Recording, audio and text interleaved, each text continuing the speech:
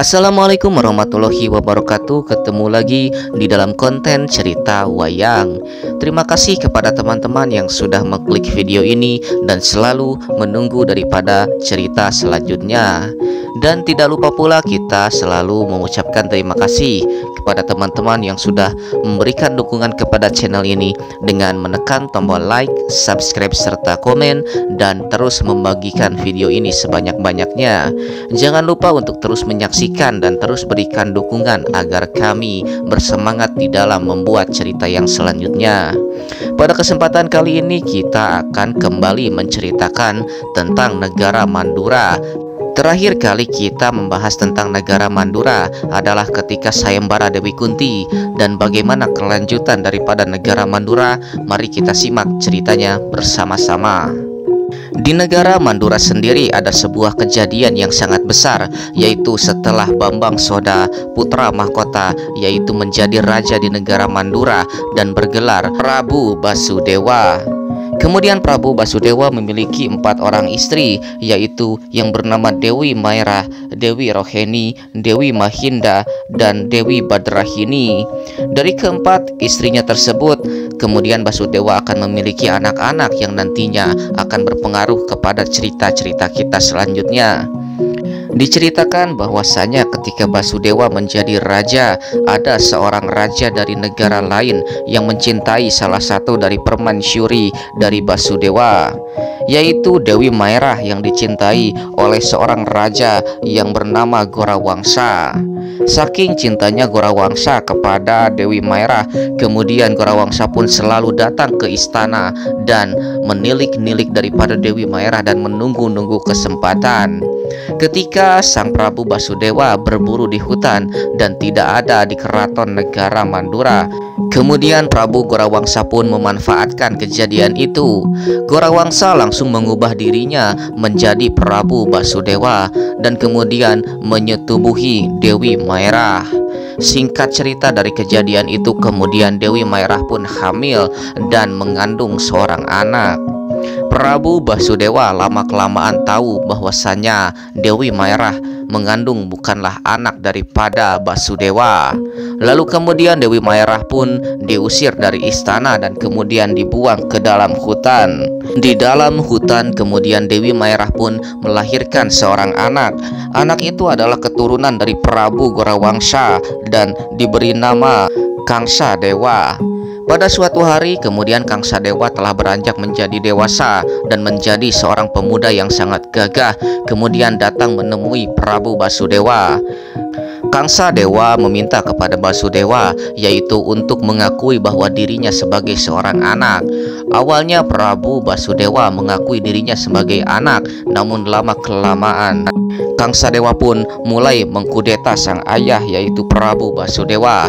Prabu Basudewa dianggap tidak menganggap dirinya sebagai anak dan kemudian dikudeta oleh Kangsadewa, dibantu oleh paman dan bibinya dari negara Batamera yaitu Surati Mantra sang paman dan sang bibi Gorawati. Dengan bantuan kedua dendawa tersebut, kemudian Basudewa pun dipenjara bersama ketiga istrinya.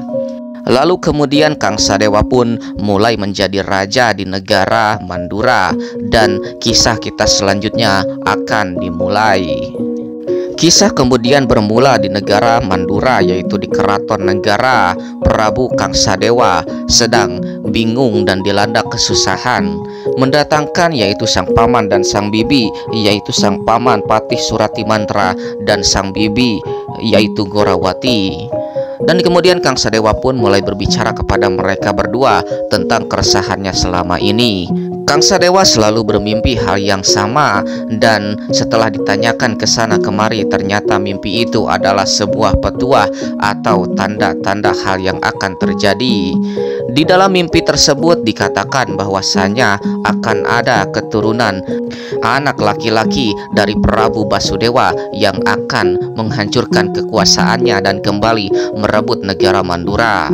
Tentu saja sang Kangsadewa tidak mau negaranya direbut dan harus melakukan antisipasi secepatnya. Dihadirkannya kedua paman dan bibinya yaitu untuk mencarikan solusi bagi masalah yang akan dihadapinya.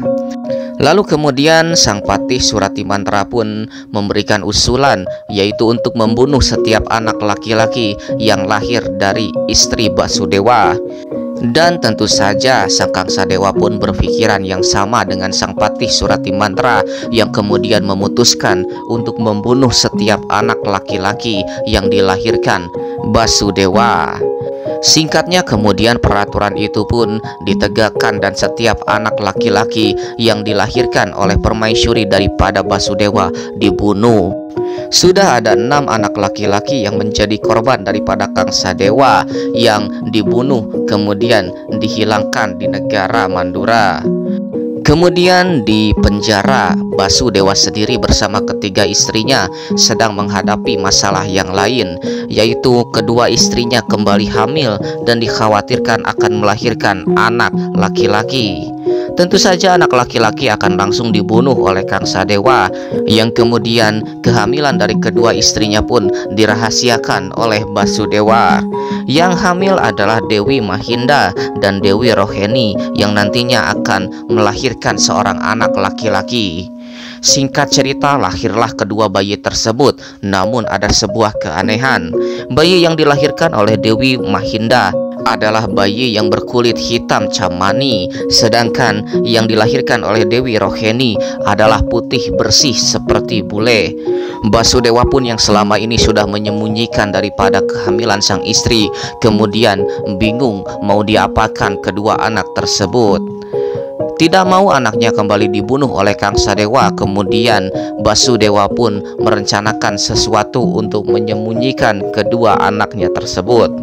Lalu di tengah-tengah kebingungan daripada Basudewa, muncullah sebuah suara tanpa ada wujudnya.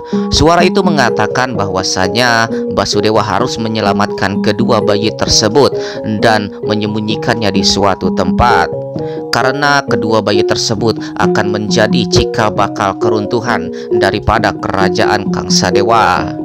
Kemudian tiba-tiba serentak saja semua yang ada di istana menjadi mengantuk dan tertidur, termasuk juga para penjaga penjara yang menjaga kerangkeng daripada Basudewa dan ketiga istrinya. Lalu kemudian dengan terbukanya kerangkeng dan kemudian Basudewa pun pergi dari penjara dan pergi dari istana, kemudian menuju sebuah tempat perkampungan.